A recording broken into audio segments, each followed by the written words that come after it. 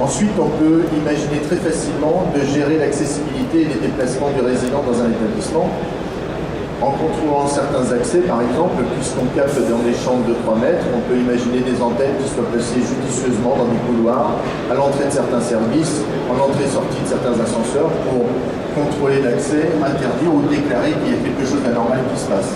Il y a des cas malheureux de personnes qui se sont égarées dans des établissements, qui se sont retrouvées dans des endroits où ils ne devaient pas être. C'est un moyen d'alerter une autorité en disant attention, cette personne ne devrait pas être à cet endroit-là. Je mets un petit bémol là-dessus sur la question, par exemple, de l'Alzheimer dans les établissements médicaux. On n'empêchera jamais avec ces systèmes quelqu'un de sortir d'un établissement. Mais c'est pas du tout les sujets sur lesquels on travaille ne sont pas sur ce terrain-là. On peut imaginer d'autres choses dans un avenir proche, mais ça implique des responsabilités et des problèmes de sécurité qui sont autres. En attendant, on a un support technologique pour ce genre d'approche. On peut mettre des antennes de façon très discrète dans des points de passage, sans avoir des infrastructures très très lourdes à déployer. Ensuite, on peut imaginer sur des travaux qui sont en cours de la géolocalisation assez fine dans des établissements.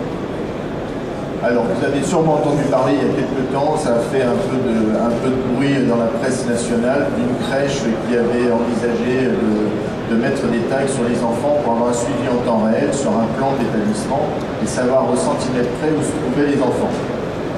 Alors, si on veut voir le bon côté des choses, ça permet d'avoir en combinaison avec des tags passifs, donc ceux qu'on met sur les vêtements, et des réseaux et des maillages actifs disposés dans l'établissement, d'avoir effectivement une cartographie en temps réel du déplacement de chaque identifiant.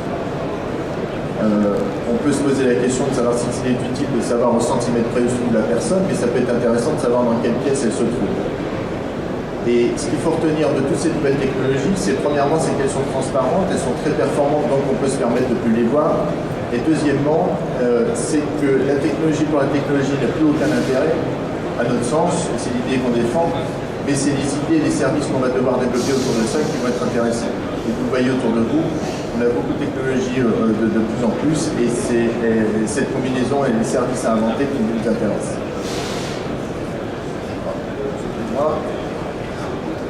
Ensuite, alors là on est un peu plus dans le futur, l'interaction avec une nouvelle génération d'assistants personnels. Alors, aujourd'hui, pourquoi il y a un sujet qui va exploser dans les quelques mois ou même quelques semaines qui arrivent, ce sont les robots humanoïdes. Les robots humanoïdes, c'est quoi? C'est des engins comme celui que vous voyez ici qui vit sa petite vie, qui s'appelle Nao, qui a été développé par une société française qui s'appelle Aldébaran Robotique, qui est un des leaders mondiaux aujourd'hui dans la robotique humanoïde et du développement associé à ça. Nao existe depuis 3 ans. C'est un robot qui a été déployé dans le monde à peu près de 3000 exemplaires. 1500 exemplaires, pardon. 1000 exemplaires, 1500 exemplaires. Et qui sert de base de recherche pour un projet beaucoup plus ambitieux qui s'appelle Roméo, que vous voyez ici en taille réelle sur ce panneau. Roméo a créé son premier prototype et en cours de construction pas très loin d'ici. Et Roméo est clairement développé et créé pour assister, apporter de l'assistance à la personne âgée et la personne dépendante.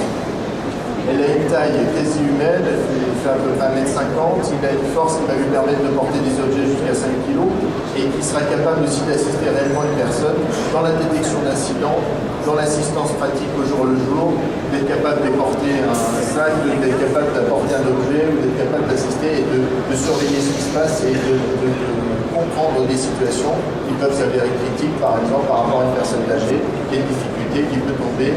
Et il y a énormément de développement sur l'interface machine à ce sujet. Nous sommes partenaires d'Aldébaran Robotique parce que le développement de l'UHF et l'interaction avec chaque UHF qui sont portés par des vêtements d'un résident a un intérêt dans l'enrichissement justement des données que peut avoir ce robot pour interagir avec.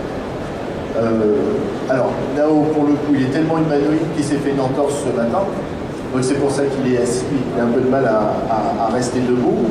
Le principe, c'est quoi? C'est que ce robot qui va, donc son grand frère Roméo, ce robot qui va déambuler dans un établissement de santé, dans un proche avenir, il va servir, il est capable d'apporter une compagnie à des personnes, puisqu'il est capable d'interagir, il reconnaît la voix, il reconnaît les images qui lui ont été défilées, et il est capable d'interagir vraiment très très finement, de façon assez étonnante, de façon humaine. il va être capable aussi de transmettre des informations ou alors d'apporter une compagnie sur de la lecture de documents, de la lecture de mails ou alors aller chercher de l'information. Si on lui demande par exemple la météo, il est capable d'aller chercher, se connecter sur un site météo et de lui dire la météo de la ville que vous avez choisie. Ce qui nous intéresse, c'est que ce robot va être capable aussi de capter dans un champ d'à peu près 2 mètres les tags qui sont sur les vêtements de la personne. Grâce à un projet de transpondeur UHF qui sera intégré dans le robot, ça veut dire qu'automatiquement, il va être capable de savoir à qui il s'adresse et d'avoir un comportement qui est piloté par les informations qui sont dans ces bases de données.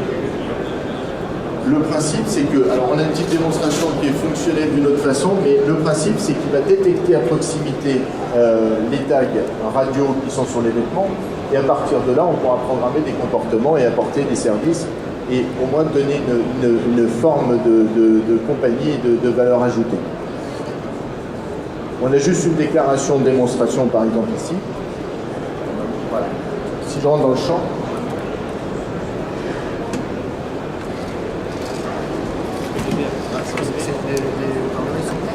Si, c'est là, mais je vais monter le son.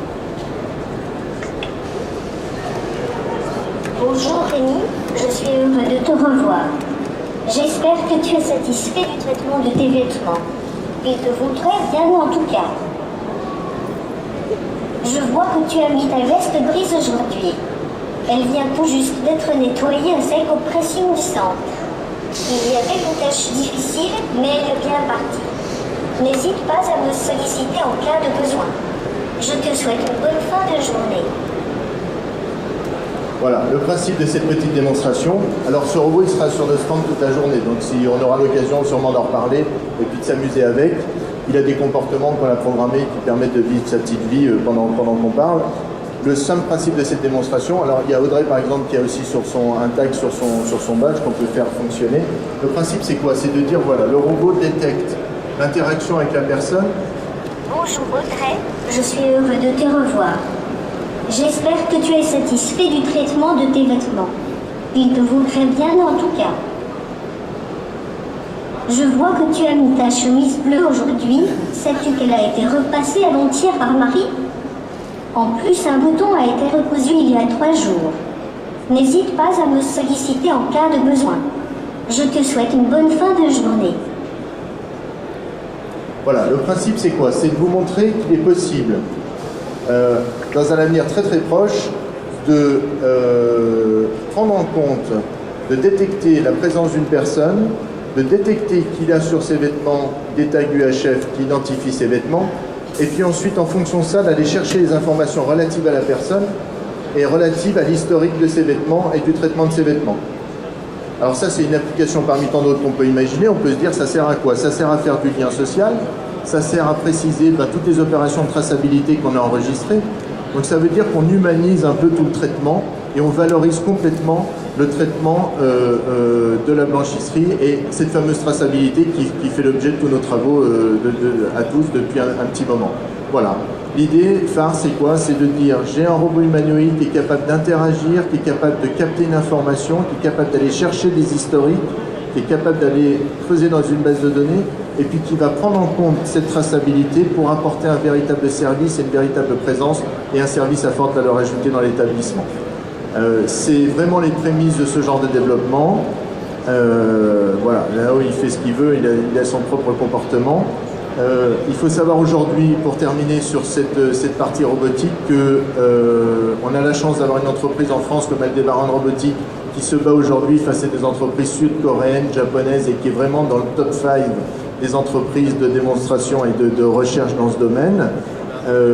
C'était une excellente opportunité de vous le présenter aujourd'hui et puis de vous donner peut-être des pistes pour comprendre et évaluer ce qu'on va pouvoir faire dans un avenir proche ou même peut-être un peu plus lointain en incorporant de plus en plus de technologies, mais encore une fois pas des technologies pour faire des technologies, mais des technologies pour apporter de véritables services et qui doivent s'avérer la plus transparente et la plus invisible possible, ce qui est la contrepartie d'un niveau de sophistication très très élevé. Voilà, je suis à votre disposition pendant toute la journée, avec Nao, avec mes collaborateurs sur notre stand B5.